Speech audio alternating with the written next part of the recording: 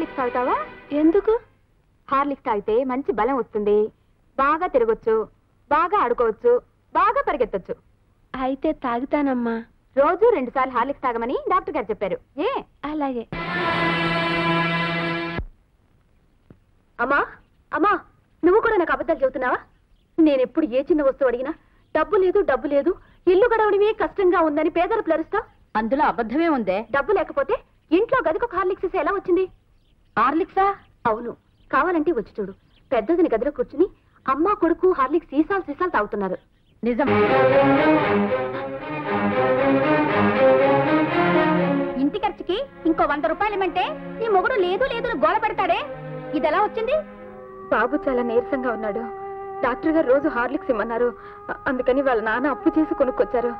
అవునవును, పట్టుపడేసరికి అప్పు చేశామని అబద్ధాలు ఆడతారు. కమలా లాకో.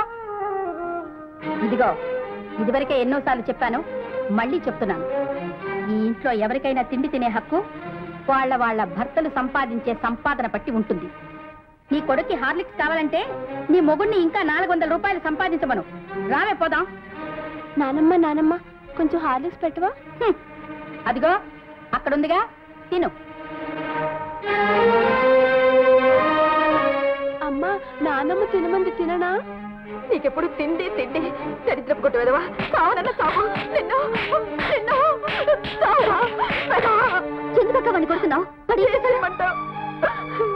ఈ ఇంట్లో నా బిడ్డ కనీసం హార్లిక్స్ ఇచ్చుకునే యోగ్యత కూడా నాకు లేదు.